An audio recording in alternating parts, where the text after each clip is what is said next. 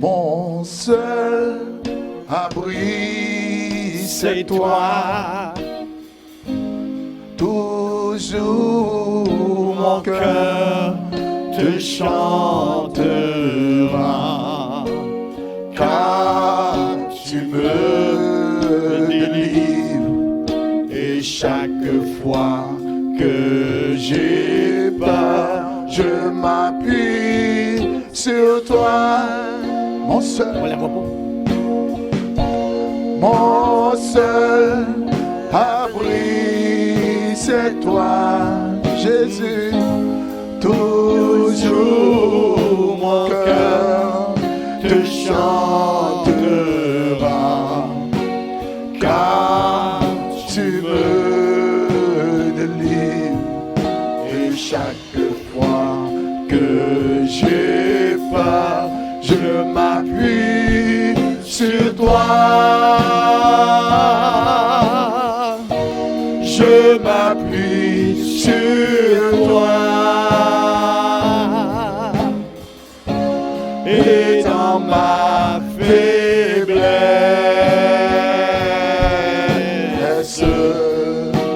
le Seigneur me rend fort. Je m'appuie sur toi. Je m'appuie sur toi. Et dans ma faiblesse,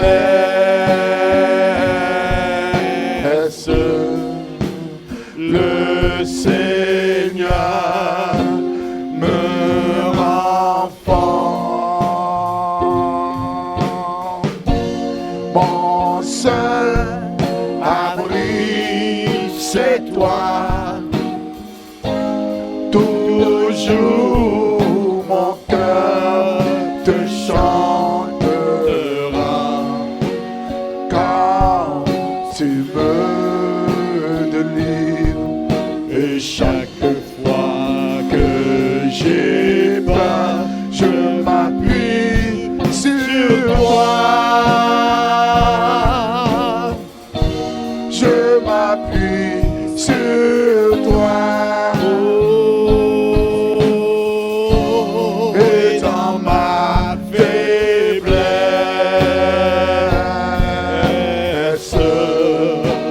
le Seigneur me rend fort. Je m'appuie sur toi. Je m'appuie sur toi. Et dans ma faiblesse,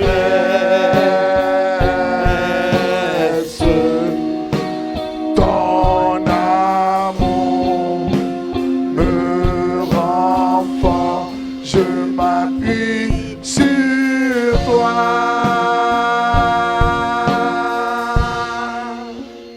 Amen. Amen. Amen. Merci Seigneur. C'est sur toi que nous nous appuyons ce matin, Seigneur, alors que nous débutons cette réunion avec la louange, l'adoration, la prière. Seigneur, bénis tout ce qui va prendre place dans cette réunion, Seigneur. Viens convaincre nos cœurs. Moi, ton serviteur veut plaider avec ton peuple, mais toi, Seigneur, par ton esprit, au travers de ta parole, viens nous convaincre de ce besoin que nous avons d'aller dans ta présence, Seigneur, parce que tu nous donnes accès à ta présence. Merci, Seigneur, dans le nom de Jésus. Amen. Amen. Je veux dire merci à nos musiciens ce matin, Mono, Madeleine. Et j'étais content de voir Junior qui va bien. Super content de te voir, Junior. Soyez bénis à la maison. Gloire à Dieu. Ce matin, je veux vous enseigner. J'ai besoin d'être enseigné moi-même sur ce sujet-là. Nous allons parler de la prière ce matin, frères et sœurs. Et vous savez, la Bible nous dit que dans Actes des Apôtres, dans la première Église, la Bible nous dit que chaque jour, Dieu ajoutait à son Église ceux qui étaient sauvés. Alors, ce que ça nous dit, ça veut dire que Dieu dans le plan de Dieu, lorsque Dieu a dissipé les ténèbres dans nos vies, qu'il nous a montré qu'on était des pécheurs et que Jésus-Christ était venu pour nous sauver de nos péchés, nous affranchir de ce qui nous séparait de Dieu, a payé le prix pour nous. Il y a eu une transaction qui s'est faite lorsque Jésus est mort sur la croix et maintenant nous avons accès à la présence de Dieu. Alors, frères et sœurs, l'Église est un endroit super important. C'est le plan de Dieu. Quand Jésus a dit « Je bâtirai mon Église », c'est lui qui bâtit l'Église, c'est son idée à lui. Et dans cette Église, nous allons profiter de la communion fraternelle, de l'enseignement de la parole de Dieu par les apôtres et les anciens. Nous allons avoir un temps de prière et on va voir la semaine prochaine comment c'est important de prendre la Sainte Seine ensemble, tout ce que ça représente. Alors, frères et sœurs, soyez bénis ce matin. On va regarder le texte. Ça fait la 3e semaine qu'on est sur ce texte-là parce qu'il y a j'appelle ça les 4 piliers de l'Église du commencement, de l'Église primitive. Là. La Bible dit, et il y a un dénominateur commun dans les 4 points que Luc nous enseigne ici, là, ça dit, il persévérait dans l'enseignement des apôtres, dans la communion fraternelle, dans la fraction du pain et dans les prières. Quelqu'un dit persévérait. Il persévérait. Ça, c'est très important, frère et sœur, dans ce texte-là, de comprendre l'importance de persévérer dans la prière. J'aimerais vous dire que pour Jésus, l'Église, c'est une maison. C'est important qu'on comprenne que c'est une maison de prière. Et frères et sœurs,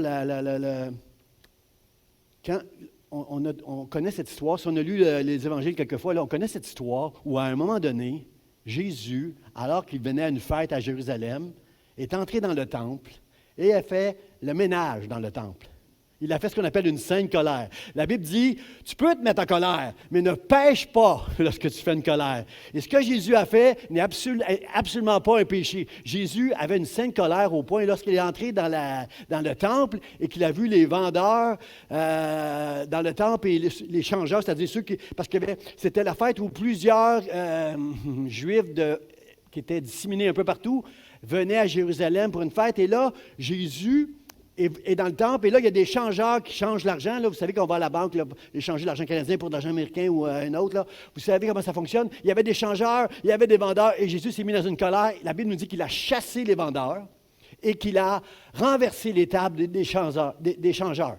Là, maintenant, je ne comprends pas pourquoi Jésus fait ça. Après une première lecture, je comprends mal parce que les vendeurs rendaient service aux chrétiens, aux Juifs qui venaient de partout, de très, très loin, parce qu'eux autres s'en offraient des sacrifices pour leurs péchés dans le temple. Alors, ils ne pouvaient pas amener un long voyage un agneau, là. Alors, ils achetaient sur place avec l'argent qu'on leur échangeait, avec le changeur.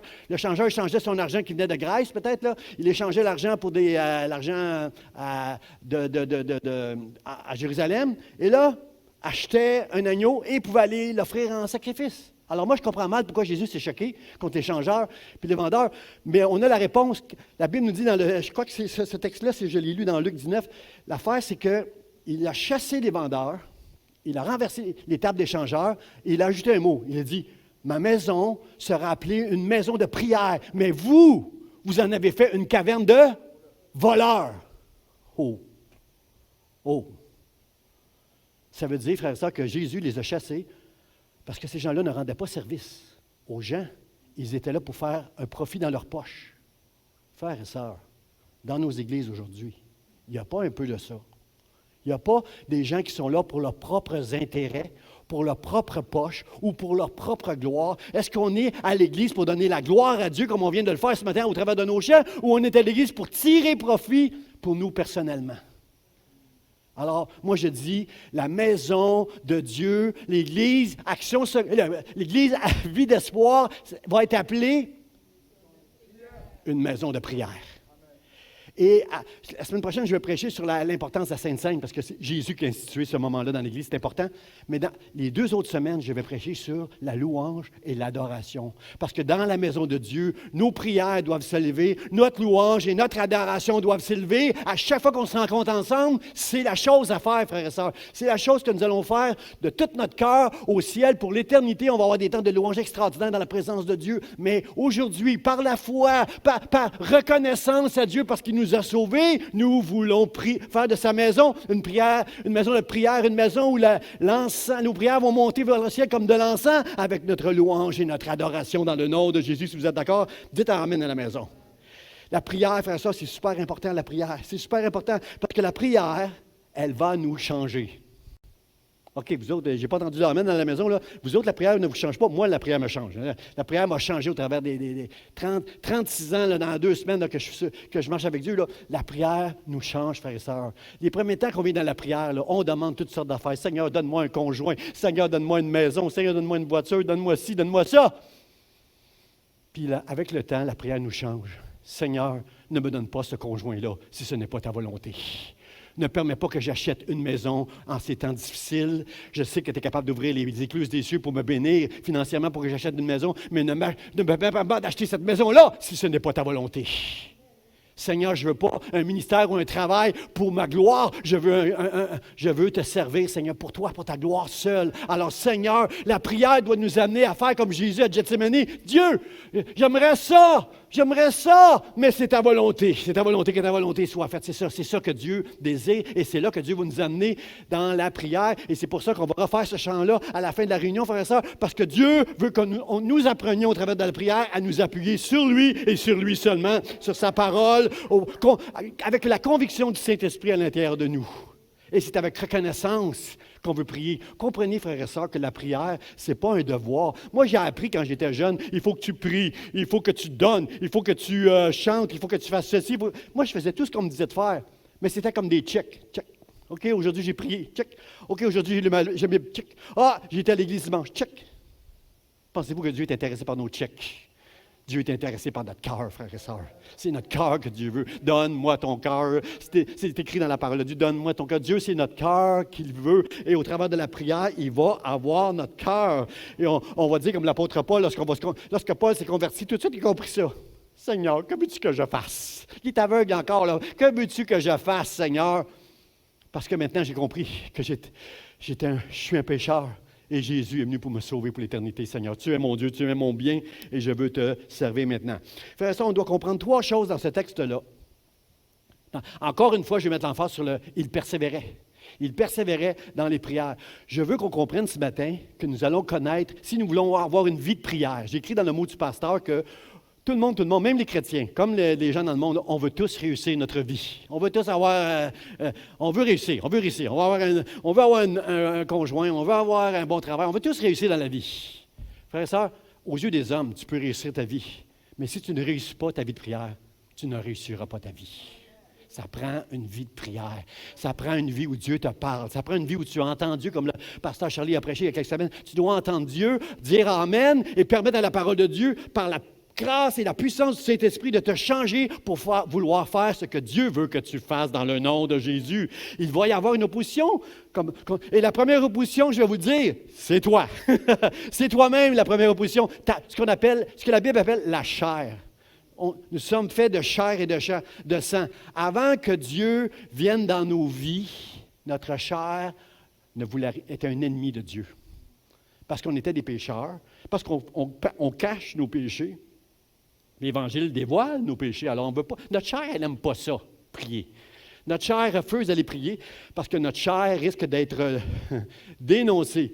La Bible nous dit que dans la fin des temps, Dieu va relever notre robe et montrer notre nudité à tout le monde. Présentement, la prière nous permet à Dieu de nous montrer, nous mettre à nu nous-mêmes devant lui. Personne ne sait sur un PowerPoint tous les péchés qu'il peut y avoir dans ma vie. Dieu seul. Et dans la prière, graduellement, depuis ma conversion, Dieu travaille et consume des péchés que j'avais dans ma vie. J'ai encore des péchés dans ma vie, je vais en avoir jusqu'à la fin de mes jours, mais depuis 36 ans, au travers de la prière et de l'étude de la parole de Dieu, par le Saint-Esprit, à cause de son amour, à cause de Jésus-Christ, j'avance et je deviens meilleur par la grâce de Dieu. Je ne me glorifie pas que je suis bon.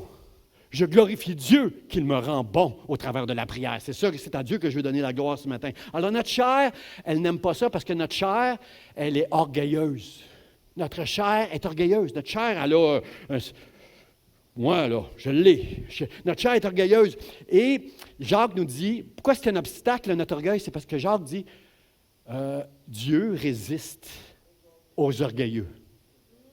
il résiste. Ça veut dire que tu as beau prier, mais si c'est ton orgueil qui l'emporte, tu vas ressortir avec à zéro. Dieu va résister à ton orgueil. Tu dois t'humilier, tu dois te soumettre, tu dois finir par... Tu dois sentir ta misère quand tu es dans la présence du Dieu 3 fois saint et dire, Seigneur, sauve-moi, et je serai sauvé. Seigneur, bénis-moi et je serai béni. Seigneur, dis-moi quoi faire. Je veux faire ta volonté. Je ne suis pas bon, là. Je n'ai pas d'allure, mon Dieu. Je ne l'ai pas l'affaire, mais aide-moi, Seigneur. Et je crois que tu vas réussir à me rendre à l'image de ton Fils à cause de ton esprit, à cause de ton amour et surtout à cause de ce que Jésus a accompli à la croix. Seigneur, je veux marcher avec toi maintenant. Et c'est la prière qui va m'amener là, frères et sœurs. La prière, il faut arriver à se soumettre et à s'humilier devant Dieu. J'ai à l'esprit, quand j'écris ça, j'avais à l'esprit Naaman. Naaman arrive en Israël, il y a une jeune fille qui lui dit, une jeune fille qui était israélite, qui avait été faite esclave, et elle lui dit à Naaman, Naaman, mon maître, moi je connais quelqu'un qui peut prier pour toi. Je connais un prophète en Israël, il peut prier pour toi, puis tu vas te guérir de ta lèpre. Wow, oui! Puis il croyait...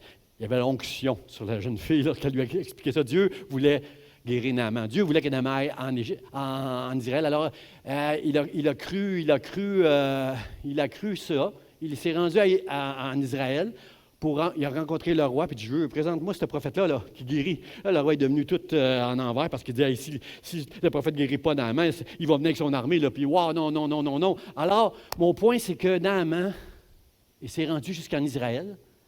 Et Naaman, à cause de son prestige, s'imaginait que le prophète, dans sa tête, la Bible nous enseigne que dans sa tête, le prophète voulait, c'est-à-dire, Naaman croyait que le prophète allait venir vers lui, étendre sa main, faire des signes vers le ciel et dire que Dieu te guérisse et je suis guéri. Mais non, parce que le prophète n'est même pas venu jusqu'à Naaman. Il n'a pas fait il n'a pas fait comprenez-vous, il ne s'est pas prosterné devant Naaman. Là. Il a envoyé son serviteur lui dire, va te laver 7 fois dans le Jourdain, puis tu vas être libre. Tu vas être sauvé, tu vas être guéri, ta lèpre va partir. Naaman, il a dit, hey, moi je pars de... Vous venez jusqu'ici. Moi, sais-tu qui je suis? Le chef de l'armée. Puis toi, tu vas me dire à moi d'aller 7 fois me laver dans le Jourdain quand tu as juste à étendre la main et me dire, au nom de ton Dieu, là, que je sois guéri. Là. Hey! Alors, Naaman était prêt à s'en aller. Son orgueil faisait en sorte qu'il était prêt à s'en aller. Et Jacques nous dit que Dieu résiste aux orgueilleux. Alors, lui, il s'en allait, là, puis il n'aurait jamais été guéri, là, s'il était parti. Mais encore une fois, ses serviteurs lui ont dit, Naaman, tu es venu jusqu'ici, tu es ici ce matin à l'église Vie d'Espoir, tu es venu jusqu'ici, là, ce matin, là, arrête, non. Fais qu'est-ce que l'homme de Dieu te dit. Qu'est-ce que c'est, aller 7 fois dans le Jourdain? Alors, 7 fois, Naaman était dans le Jourdain, et on connaît l'histoire, lorsqu'il est sorti la 7e fois, il était guéri. Et ce miracle-là a fait en sorte... Les miracles ne convainquent pas toujours les gens. N'amène pas toujours les gens dans la conversion. Moi, dans ma vie, je l'ai vu, j'ai prié pour des gens qui ont été guéris, qui encore aujourd'hui ne sont pas convertis. Mais Naaman, lui, s'est converti. S'est converti au point qu'il était vraiment touché et sauvé. Ça, c'est clair dans les Écritures. Alors, mon point, c'est que ça prend de la soumission, ça prend de l'humilité quand on vient dans la prière. Notre orgueil ne va rien. Si tu ne changes pas quand tu parles avec Dieu, bien, tu ne t'en sortiras pas. Dans la prière, il faut que tu apprennes à pardonner. On a de la misère avec celui-là. Dans notre génération aujourd'hui, où on est si durs les uns envers les autres, au lieu de s'aimer les uns les autres. On est si durs les uns les autres. Là. On est si... on juge tellement. Dieu m'a donné un beau message sur le jugement là, récemment. On est tellement durs les uns envers les autres que la Bible nous dit que pendant que tu pries, si tu as quelque chose contre quelqu'un, arrête cela. Va demander pardon avec la personne que tu as eu le souvenir là, que tu en voulais, que ce soit pour faire un don à Dieu ou que ce soit que dans la prière, peu importe ce que tu fais, lorsque Dieu te met à cœur, pardonne avec ta bouche et prie pour cette personne-là pour qui tu te demandes pardon et tranquillement ton cœur va changer. Dans la prière, Dieu va changer ton cœur. C'est sûr qu'au début, tu vas demander pardon, puis tu vas avoir les lèvres serrées, puis tu vas te rappeler tout le mal ou les offenses que la personne t'a faites. Parce que c'est toujours nous qui est offensé. Hein? C'est toujours l'autre qui a tort là, quand on ne veut pas pardonner. Mais juste réfléchis, pardonne, puis avec le temps, Dieu va mettre un baume sur ton cœur. Le pardon, c'est très, très important. Au mari, je parle juste au mari, la Bible, elle adresse juste les maris ici. Là. Elle dit au mari, à ceux qui sont mariés, les messieurs, là, les mariés, là, les hommes, là, aux maris, la Bible dit, honorez vos femmes, qui sont elles aussi héritières du royaume. Comme toi, là, ta femme est une héritière du royaume. Là. C'est une fille, une princesse, une fille de Dieu, comme toi, tu es un fils de Dieu. OK? Dieu t'a établi dans le couple, là, moi, j'aime ça dire à ma femme, j'aime ça qu'elle m'appelle mon Seigneur. Bon, des fois, elle le fait là, juste pour me faire plaisir, là, mais bon, j'aime ça qu'elle m'appelle. Mais des fois, je vois des hommes qui abusent. Ils font de l'abus spirituel en disant, hey, c'est moi le boss, c'est moi le Seigneur, c'est moi que Dieu établit. Comprenez-vous, il y a de l'abus. Une femme va suivre son mari si son mari suit le Seigneur. C'est bien facile, ça. Tu veux que ta femme soit avec toi, soit avec le Seigneur, puis là, ta femme va être avec toi. Alors, au mari, il dit que honorez vos femmes, qui sont aussi des héritières, ou ce que j'ai écrit ça quelque part dans mes notes. Honore ta femme, pour que rien ne fasse obstacle à tes prières. Ça ne donne rien de prier Dieu si tu es méchant, si tu es fermé avec ton époux, si tu as fermé la communication. Essaye pas de communier avec Dieu si tu n'as pas de communion avec ta femme. Honore-la, bénis-la, aime-la, élève-la, édifie-la, et Dieu il n'y a rien qui va faire obstacle à tes prières devant Dieu. Amen. Bon, j'ai pas beaucoup d'amen des hommes, mais c'est ça, c'est un amen qu'on doit dire ici. Et aussi, notre chair, qu'est-ce qu'elle n'aime pas? Elle déteste, notre chair n'aime pas la prière parce que notre chair veut la gloire pour elle-même, alors que la prière va nous amener à donner la gloire à Dieu et à Dieu seul. Alors, dans tout ce que tu vas prier, tu ne dois pas chercher ta gloire à toi, tu dois chercher, Seigneur, je veux glorifier ton nom. Qu'est-ce que je peux faire pour te donner gloire?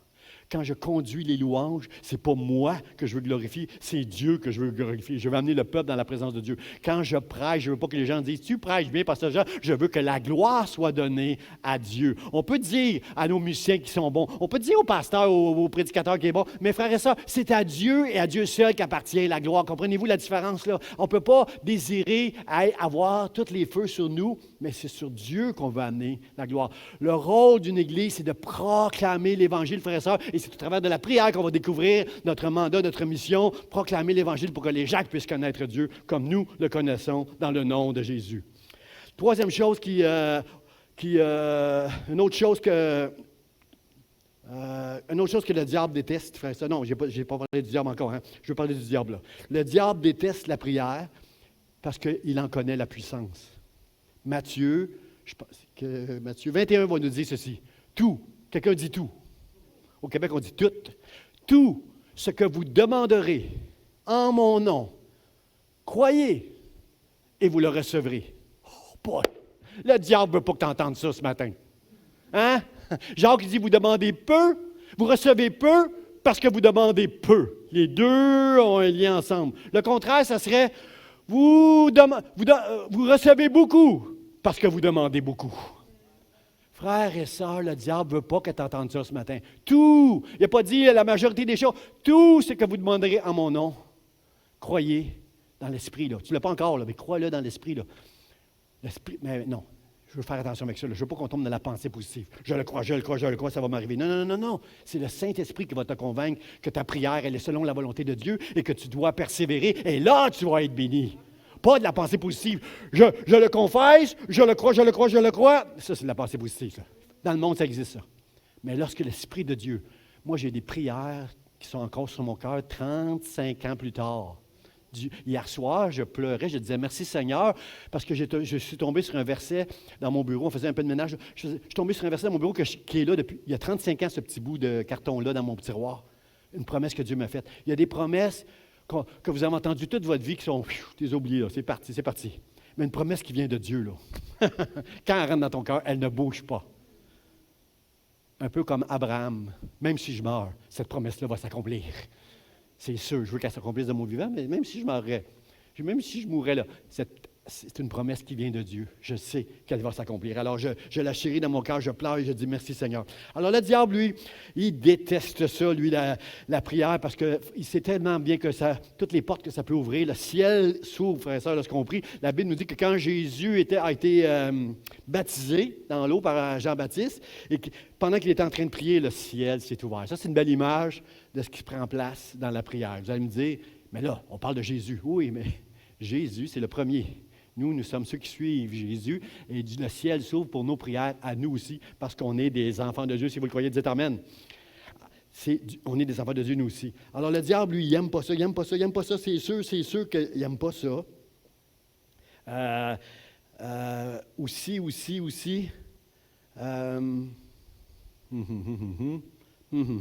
L'autre chose qui est un obstacle à nos prières, frères et sœurs, c'est ceci, c'est le péché. Le péché. Premier point, là, on va aller sur PowerPoint, c'est Hébreux chapitre 4, verset 14. Hébreux chapitre 4, verset 14, il dit... Pendant que je m'éloigne près... OK, j'ai juste passé. OK, c'est correct. On va le garder. Celui-là, j'y arrive, là. Mais ce que je voulais vous partager, c'est que Hébreux chapitre 4, 14 nous dit que nous avons un souverain sacrificateur dans le ciel, qui est Jésus-Christ, qui lui intercède pour nous. Ce texte-là nous dit que nous avons une libre entrée dans le ciel.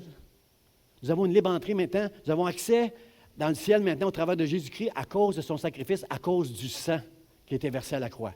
Bon, alors, frères et sœurs, ce que je veux vous dire, c'est que nos péchés, souvent, nous reviennent à l'esprit quand on se met à prier pour nous rendre indignes, pour nous montrer que je ne peux pas aller vers Dieu. Je suis un pécheur, moi. Je ne peux pas aller vers Dieu. Jésus a payé pour tes péchés. Tu es pardonné. Tu es pardonné. Si tu confesses ton péché, tu reçois le pardon et tu es purifié. À chaque fois que tu viens à la prière, tu es purifié. À chaque fois, lorsque tu confesses, Seigneur, je suis un pécheur, aide-moi à lutter avec ce péché-là. Aide-moi.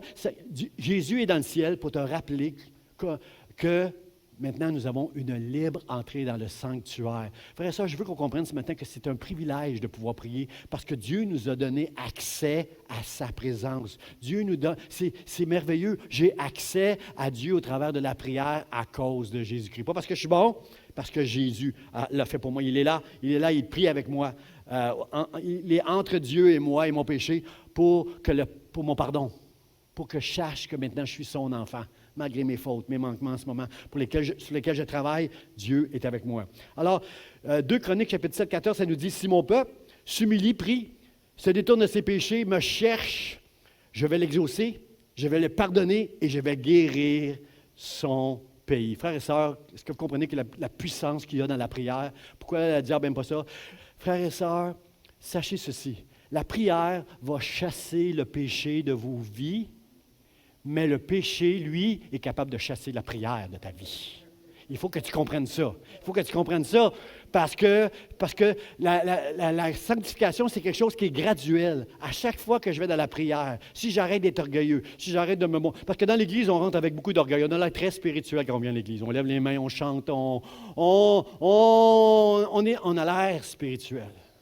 Mais Dieu, lui, nous connaît vraiment, frère et sœur. Et dans la prière, ce qui est bien, c'est que lorsqu'un orgueil tombe, Dieu cible quelque chose dans nos vies. Et si on se soumet à Dieu, il va nous donner la victoire. Mais c'est graduel tout ça. C'est pas « Oh, moi j'ai la foi, une prière puis c'est réglé. » Non, c'est graduel, c'est graduel. Pendant toute notre vie, nous allons devoir, dans la prière, permettre à Dieu de nous changer, Parce que où Dieu veut nous amener à l'image de Jésus-Christ. Qui est Jésus? Un homme. Comme Adam et Ève, mais qui n'a pas péché, comme Adam et Ève, qui était plein d'amour, plein de compassion, qui pouvait faire des saintes colères parfois, mais c'était Jésus, c'était le Fils de Dieu, et il a fait de nous aussi, c'est réglé maintenant, je suis un Fils de Dieu, pas parfait encore, mais je suis un Fils de Dieu, et la prière va m'aider à être meilleur et à ressembler à Jésus. Alors moi, je veux prier pour le reste de mes jours, je veux prier, et je veux plaider avec vous, en vous disant que le péché va essayer de vous chasser de la prière, de cet accès merveilleux que Dieu nous a donné, privilégié. Mais que la prière, elle, va chasser le péché. Si j'entends amen, là, je continue. Jésus, mon passage ici là, que je voulais partager tantôt, c'est Jésus qui parle à ses disciples. Il est à Gethsémani, puis il amène avec lui 3 de ses disciples, là, 3 qui étaient plus proches de lui, là, Pierre, Jean et Jacques. Il les amène avec lui quelque part. Il s'est éloigné des autres disciples pour aller prier. Alors, il les amène avec lui, il dit aux disciples, « Assoyez-vous ici, vous autres, assoyez-vous là, pendant que je m'éloignerai pour... » Bizarre, hein? C'est bizarre, ce passage-là. Il amène avec lui Pierre, Jean, Jacques, 3 de ses disciples, avec lui. Venez avec moi, les gars, je vais aller... Il faut que je prie, là, j'ai besoin de prier. Là. Je le sais là, que mon heure est arrivée. C'est mon heure maintenant. Voici, puis là, j'ai besoin d'aller prier. Venez avec moi. Puis là, il les amène avec lui. Puis là, il leur dit, restez assis pendant que je vais aller prier. Il s'éloigne pour aller prier. Pourquoi il amène des disciples s'il est pour s'éloigner pour aller prier? Parce que Jésus est en train de nous il avait besoin des disciples. Il avait besoin que les disciples prient pour lui pendant que lui est en train de prier avec Dieu le Père. Alors, le principe là-dedans, c'est qu'il leur dit, restez là pendant que moi, je vais aller prier. Je vais m'éloigner pour aller prier. Mais pendant que lui est allé prier, qu'est-ce qui s'est passé avec les disciples? Il dormait, il s'était endormi. Alors moi, ce que je veux vous dire à la maison, frères et sœurs, ce que j'entends dans ce passage-là, comment ça m'a parlé ce passage-là, c'est que si je ne veux pas être endormi dans ma vie chrétienne, je dois trouver les moyens de m'éloigner de tout ce qui m'empêche d'aller dans la prière pour être avec Dieu. Ça doit être ma priorité. Je vais m'éloigner de tout, de la télévision, du téléphone, des personnes qui m'entourent, même que j'aime. C'était les trois, c'était ses plus proches. Et s'est éloigné d'eux pour aller prier. Éloigne-toi de tout éloigne-toi de tout. Va-t'en dans ta chambre, ferme la porte dans un garde-robe. Mon frère Vigile me parlait que son père, lui, il avait une petite maison peut-être ou un appartement, je ne sais pas. Lui, il s'enfermait dans le garde-robe pour aller prier. Alors, peu importe où tu vas, ferme la porte derrière toi et tu dois être seul avec Dieu. Éloigne-toi de tout ce qui t'empêche, de tout ce qui t'éloigne de la prière.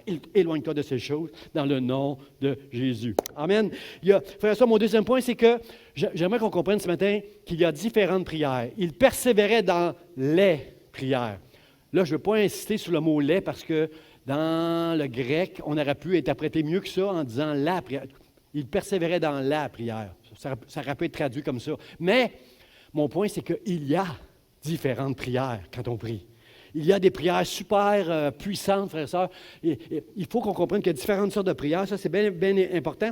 Dans Éphésiens, chapitre 6, ça dit « Faites en tout temps par l'Esprit toutes sortes de prières. » Hein? L'apôtre Paul enseigne à l'Église d'Éphèse, puis il nous enseigne à l'Église de l'Espoir. Il y a toutes sortes de prières. Faites en tout temps toutes sortes de prières et de supplications avec une entière persévérance.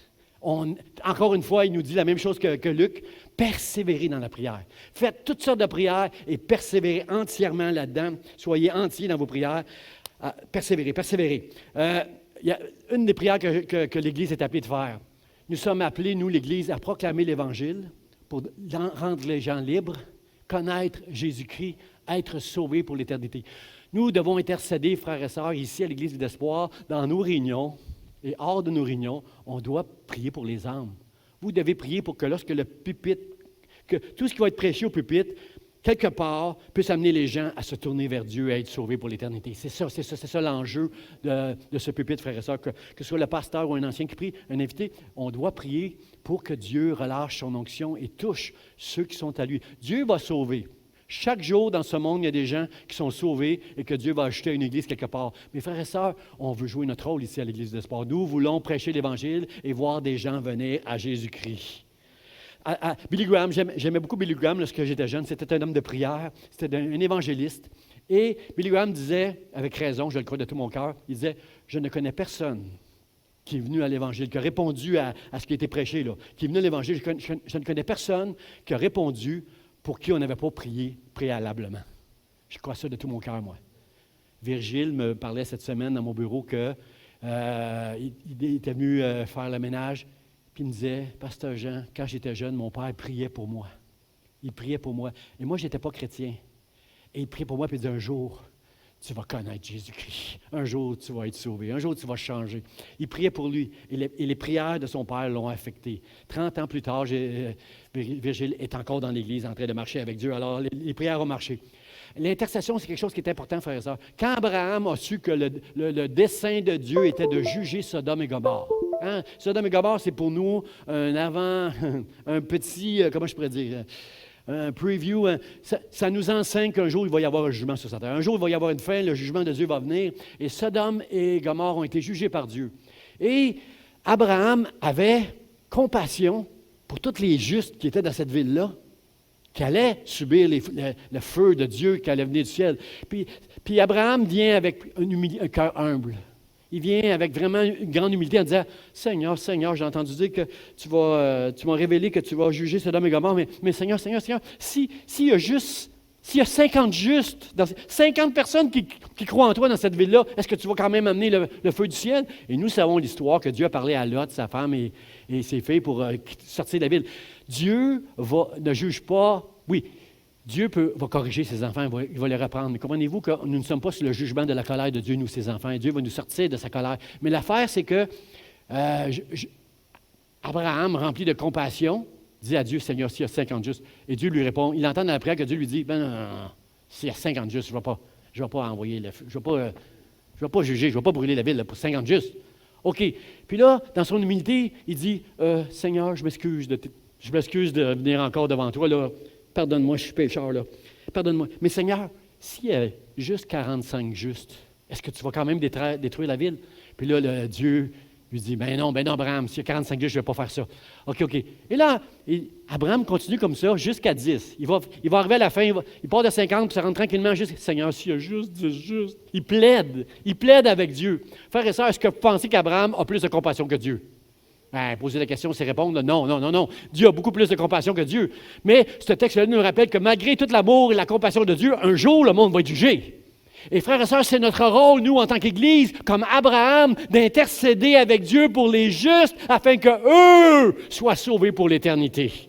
Et lorsque nous allons prier, Dieu va toucher des personnes autour de nous, dans notre Église, nos voisins, nos bien-aimés, frères et sœurs, pour qui on va intercéder, nos conjoints, nos enfants qui ne marchent pas avec Dieu présentement. Frères et sœurs, Dieu va avoir compassion de nos prières, mais il a besoin de l'intercession. Dans nos réunions, frères et sœurs, nous devons persévérer dans les prières. C'est très important et dans toutes les sortes de prières qui peuvent exister. Il y a des prières aussi de supplication. Moi, est-ce que ça vous arrive des fois de prier, mais d'autres moments de supplier Dieu, avec des larmes, avec colère, avec supplier. Seigneur, c'est pas des prières, là, c'est des supplications. Ça, je les aime, ces prières-là. On a un exemple de Anne dans l'Ancien Testament, qui voulait un enfant, qui était stérile, puis pour une femme juive, être stérile, c'est comme une honte. C'est comme un jugement de Dieu, c'est comme toi, là. C'est une honte de ne pas avoir d'enfant en Israël. Il y a tellement de promesses qui sont liées autour des enfants. Et Anne, finalement, à un moment donné, se retrouve dans le temple, puis elle pleure.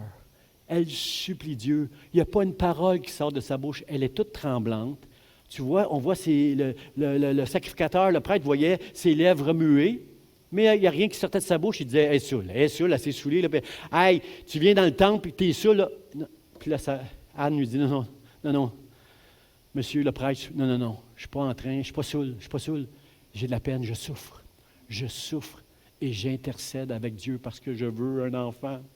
Et Dieu, au travers du prêtre, Dieu a parlé à Anne en lui disant, l'année prochaine, tu vas avoir un enfant quand tu vas revenir à Jérusalem. Elle a dit, hey, fais-moi pas souffrir. Faisons pas de fausses promesses à des gens si Dieu ne nous a pas parlé, frères et sœurs.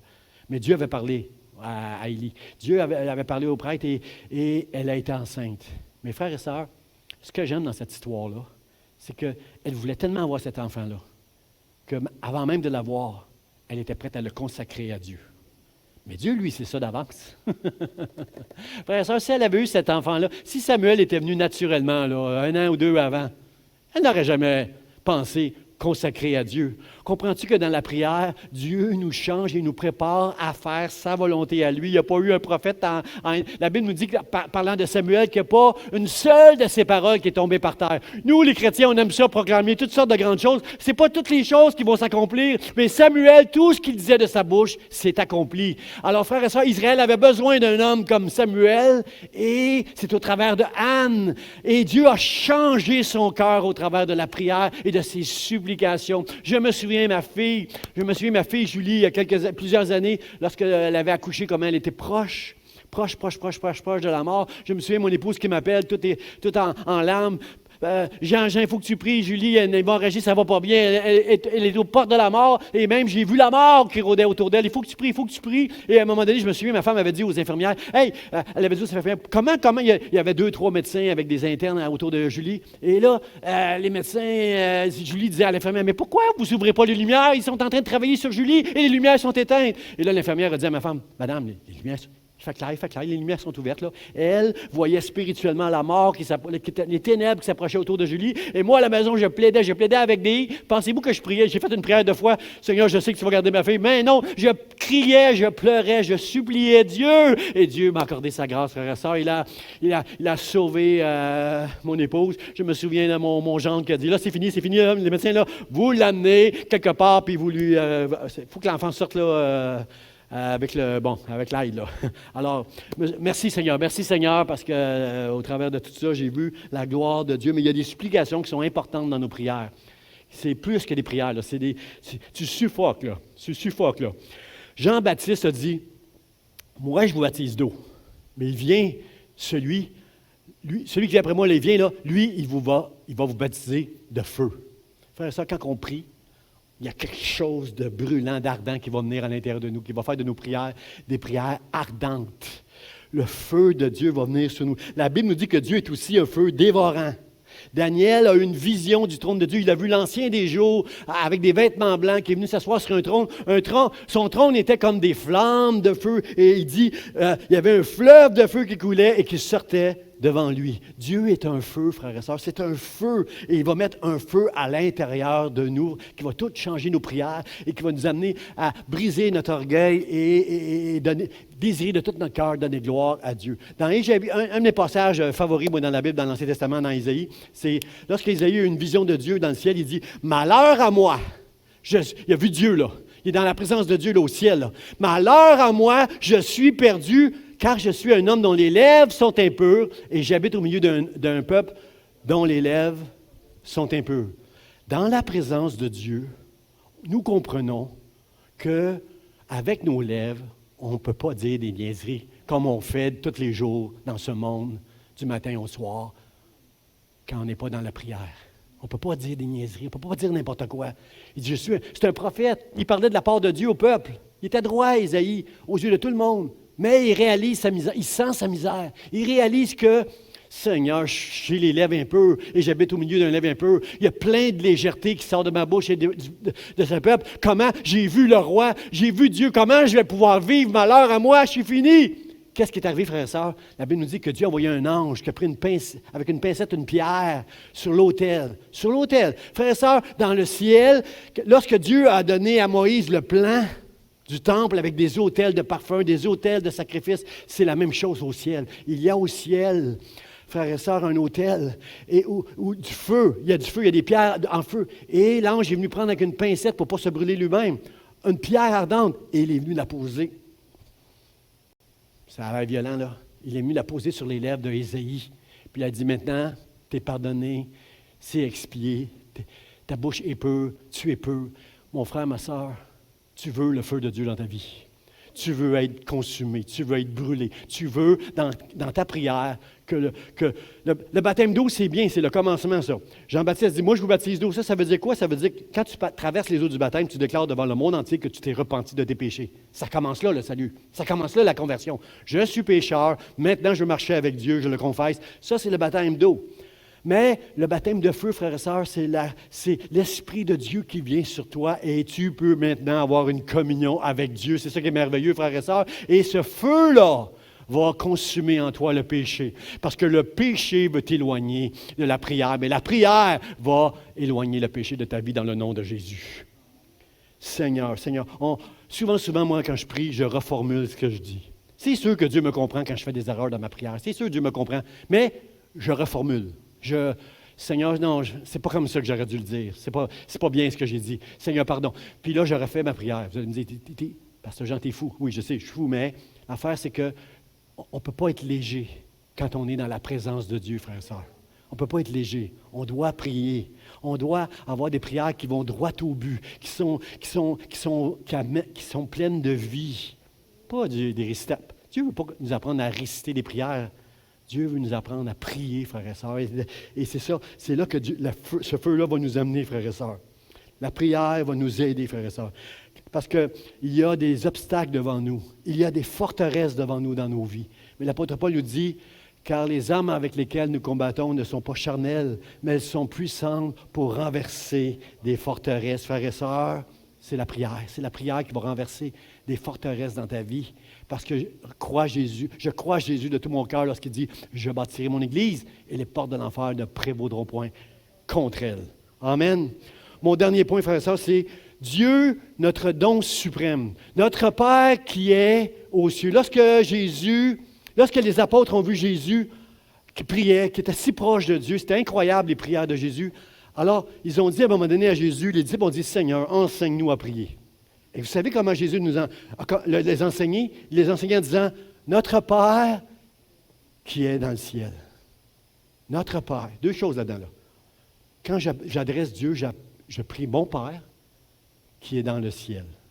Frères et sœurs, je suis en train de lire un livre, j'ai 4-5 livres que je suis en train de lire en même temps. Je lis toujours plusieurs livres en même temps, mais il y a un livre que je suis en train de lire présentement qui s'appelle « Dieu est l'Évangile » de John Piper. Puis ce livre-là, dans ce livre-là, John Piper, à un moment donné, dans un chapitre, il nous dit « Il y a beaucoup de gens qui ne veulent pas aller en enfer. » Qui veut aller en enfer, là? Qui veut aller en enfer, là? Tu ne veux pas aller en enfer, mais pas tout le temps pour les bons motifs. On ne veut pas aller en enfer parce qu'on sait qu'on va souffrir si on va en enfer. Hein? C'est une bonne raison pour ne pas vouloir aller en enfer si on sait que si tu connais un peu la Bible, tu ne veux pas aller en enfer parce que tu sais que tu vas souffrir. C'est comme le feu en enfer. Tu vas souffrir. Tu veux aller au ciel parce que au ciel, c'est la joie.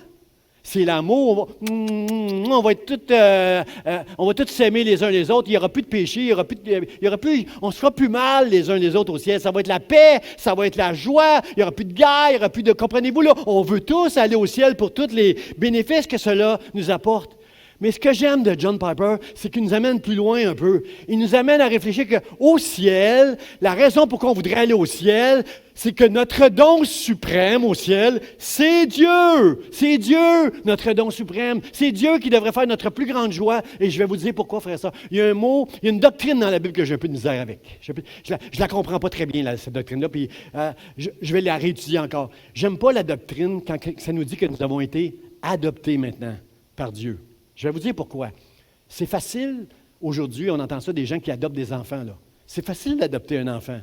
Puis c'est facile de trouver des beaux mots en disant cet enfant-là, c'est mon enfant. Parce que moi, je ne suis pas le vrai père, je ne suis pas le géniteur, là, mais c'est moi qui prends soin de cet enfant-là, c'est moi qui pourvois à ses besoins, c'est moi qui l'enseigne, c'est moi qui en prends soin. Je suis le père. Mais oui, ça paraît bien de dire ces choses-là, mais tu n'es quand même pas le géniteur. Tu n'es quand même pas le père géniteur de cet enfant-là. Alors, moi, ce que j'aime de Dieu, c'est que il n'y a aucun parent dans ce monde qui peut dire, il n'y a aucune femme qui peut dire, j'ai fait un enfant avec l'aide de mon homme. Non. Tu as fait un enfant avec l'aide de Dieu. C'est Dieu, ultimement, qui va permettre à un homme et une femme d'avoir un enfant ensemble. C'est Dieu qui donne la vie. Alors, frère et sœur, moi, là, ce que je dis, là, c'est que Dieu, c'est lui. Je ne veux pas enlever aucun respect ni gloire à mon père, à mes parents. Mais mon vrai père, c'est Dieu dans le ciel.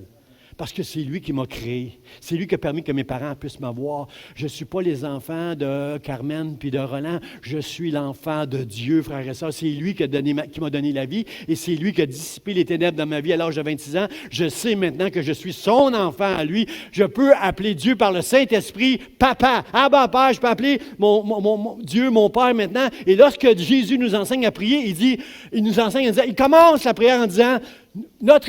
Quand vous priez, il ne dit pas si vous priez. Dieu s'attend qu'on prie. Jésus s'attend qu'on va prier. Il dit quand vous priez, dites notre Père qui est dans le ciel. Frères et sœurs, j'ai un accès dans le ciel. J'ai un accès qui s'appelle Dieu. C'est le don suprême que Dieu m'a donné.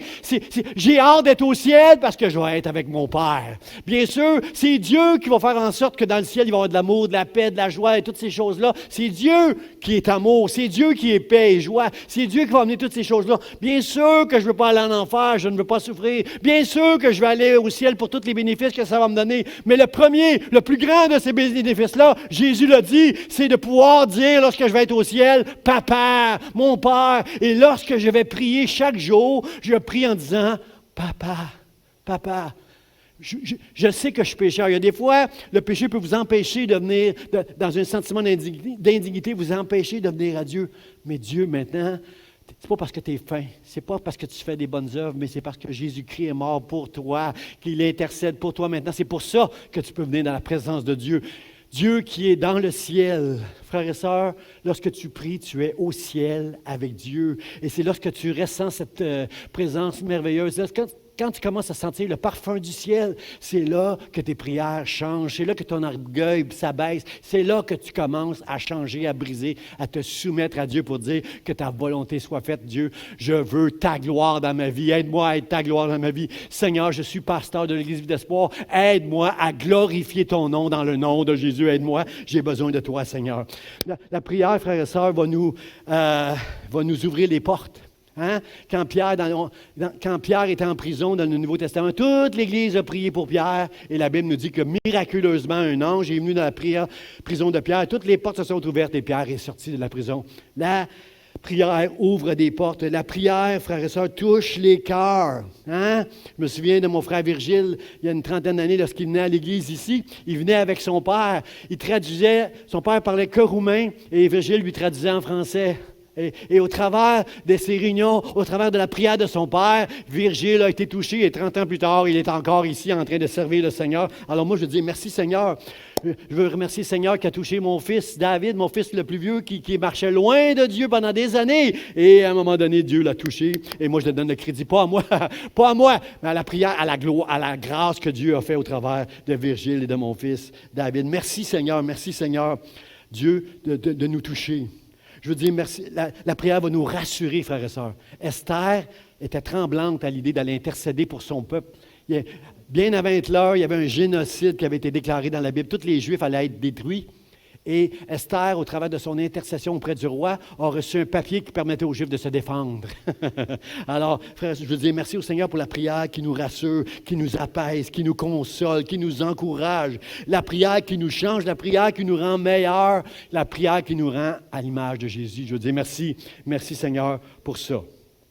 Et pour mon mot de la fin, frères et sœurs, alors que je vais inviter mon frère Mono et Madeleine on va terminer avec ce chant-là qu'on a chanté tantôt. Mon seul abri, c'est toi. C'est sur toi que je veux m'appuyer, Dieu, de ma faiblesse. On va chanter ce chant-là. Mais juste avant, le mot de la fin, c'est celui-ci, frère et sœurs. C'est dans Apocalypse, chapitre 8, verset 4. La fumée des parfums, on est dans le ciel, dans la présence de Dieu. Et le texte nous dit, la fumée des parfums monta avec les prières des saints. Les saints, ça, c'est nous autres. Hein? Tu es un saint à partir du moment où tu as mis ta confiance en Dieu. Le jour où tu as confessé que Jésus était ton sauveur, tu es un saint homme, une sainte femme. Pas à cause que tu ne fais plus de péché, parce que Dieu déclare ta sainteté maintenant. Tu ne peux pas aller dans la présence du Dieu 3 fois saint si tu n'as pas été sanctifié. C'est ça la signification du mot saint. Alors, la fumée des parfums monta avec les prières des saints de la main de l'ange devant Dieu. Moi, dans mon bureau, moi, j'aime ça. Moi, j'ai un petit côté, je ne sais pas comment le dire, là, un petit côté, je ne sais pas comment le dire, vous dites-le vous. J'aime ça chez moi et dans mon bureau, des fois, allumer une chandelle qui sent bon. Cette chandelle-là, ça dit tarte aux pommes chaudes. Elle porte bien son nom. Quand j'allume cette chandelle-là, elle porte bien son nom parce que ça sent la tarte aux pommes chaudes. Alors, j'aime cette odeur-là, mais pour que ça fonctionne, je dois allumer la mèche avec une allumette. Et là, ce qui se passe, c'est que la mèche ça fait de la fumée, là. Ça commence à brûler la cire autour de la flamme, puis il y a des odeurs de tarte aux pommes chaudes qui commencent à s'élever autour de ça. Ce que ce texte-là nous dit, c'est que quand nous faisons des prières, nous, que ce soit à l'église ou chez vous, chez toi, là, dans ton lieu où tu as fermé la porte, où tu t'es éloigné de tout pour aller dans la présence de Dieu, lorsque tu commences à faire des prières, eh bien, la Bible nous dit qu'il y a un ange dans le ciel qui a un encensoir. Un encensoir. Puis là, il commence à balancer l'encensoir. Puis là, il y a de la fumée qui sort de l'encensoir et qui monte vers Dieu pour que nos prières sentent bon. Pour que nos prières sentent bon. Frères et sœurs, nos prières sentent bonnes. Si tu es un enfant de Dieu, tes prières sentent bon. Voici ce qui prend place, frères et sœurs.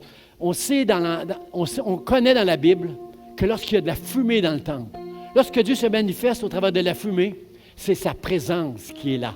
Hein? Quand Salomon a fait la dédicace du temple et que la Bible nous dit que c'était tellement rempli de fumée dans le temple La présence de Dieu était tellement grande, personne ne pouvait faire rien.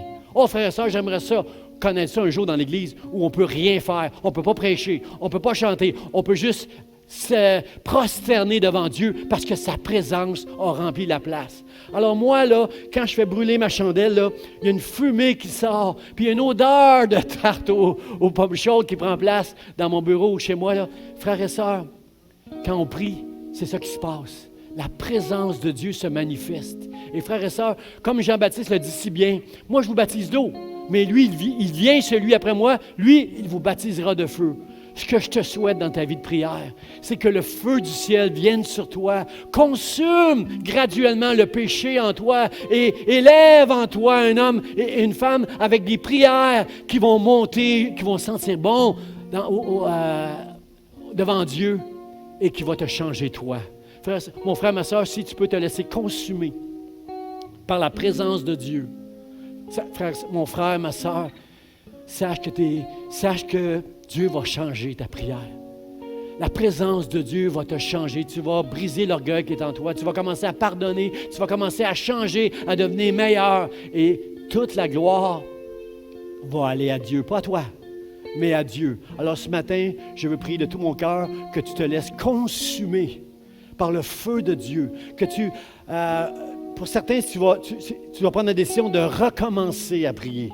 Pour d'autres, tu dois continuer à prier, mais en réalisant toute la grâce de Dieu que Dieu t'offre, l'accès qu'il te donne à la prière maintenant,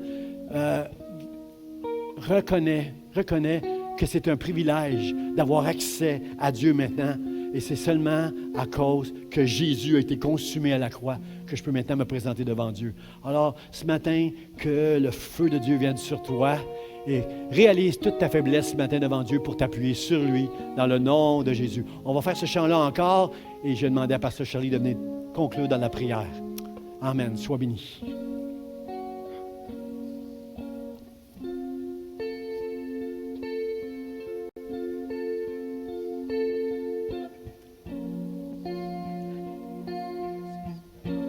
Mon seul abri, c'est toi.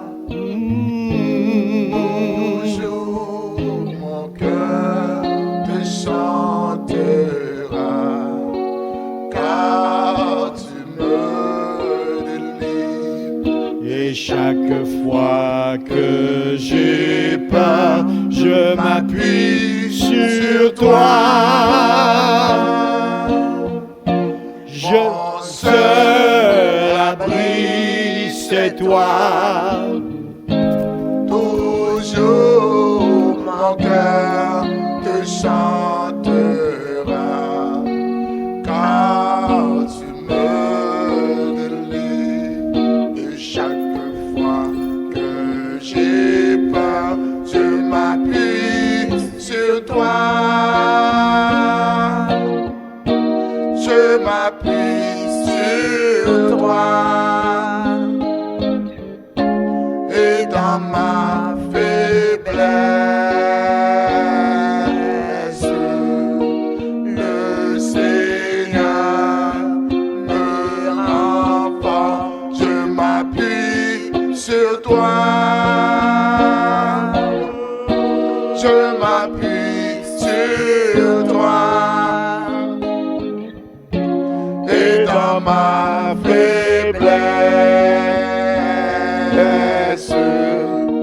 le Seigneur me rend fort. Je m'appuie sur toi. Oh, alléluia. Je m'appuie sur toi. Et dans ma faiblesse, ton amour me rend fort. Je m'appuie sur toi. Je m'appuie sur toi. Et dans ma faiblesse, ton amour me rend fort. Je m'appuie sur toi. Alléluia. Amen. Amen. Amen. Le Seigneur nous parle en tant qu'Église, bien-aimé. Pasteur Jean a utilisé l'image de cette tarte aux pommes chaudes. Vous savez, quand il y a la flamme, la fumée, l'odeur qui jaillit, elle est agréable. C'est une odeur qui se propage dans une pièce et ça apporte la paix, on est confortable là où on se trouve. Donc c'est pareil avec nos prières, bien-aimés. Quand nous élevons les prières, ça apaise l'atmosphère, ça apporte la paix. L'environnement est serein parce que Dieu, il est présent et il répond. Donc, en tant qu'Église, nous devons prier en tant qu'Église. On doit prier les uns pour les autres. Vous pouvez, malgré la situation pandémique, tu peux appeler un frère, vous priez au téléphone. Vous priez ensemble au téléphone. Vous passez 5 minutes, 10 minutes, 15 minutes. Vous priez ensemble au téléphone. Vous devez prier individuellement.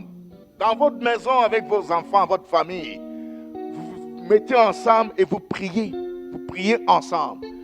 Bien aimé, si on vit dans cette atmosphère-là, il y aura notre entourage, là où on se trouve, notre environnement sera saturé par la présence de Dieu, par l'Esprit de Dieu, qui va apaiser nos cœurs, qui va apporter la paix. Vous savez, la Bible dit que nous devons nous inquiéter de rien, mais qu'en toute chose, nous devons faire connaître à Dieu nos besoins par des prières et des supplications. Et la paix de Dieu, qui surpasse toute intelligence, gardera nos cœurs en Christ. Il y a une paix divine qui va régner quand on baigne dans un environnement de prière. Il y a la paix divine, la paix de Dieu qui environne nos cœurs et qui nous donne de rester fondés sur le Seigneur. Donc vraiment alors que nous traversons cette série, que cet esprit de prière-là nous saisisse toute l'Église et qu'on sature cette Église, cette maison de Dieu par la présence de Dieu au travers de la prière, qu'on sature, on remplisse nos maisons respectives par cet esprit de prière dans le nom de Jésus. Bénissons ton nom, Seigneur. Merci pour ta présence. Merci pour ce que tu fais. Seigneur, nous te remettons notre semaine, nous comptons sur ta grâce. Et merci d'être avec nous tout au long de la semaine. Seigneur, que ta paix, que la paix de Dieu, que la paix qui vient du trône de Dieu remplisse vos cœurs, bien-aimés. Dans le nom de Jésus. Amen. Amen. Amen. Gloire à Dieu. Mon seul abri, c'est toi. Toujours mon cœur te chantera, car tu me délivres. Et chaque fois que j'ai peur, je m'appuie sur toi.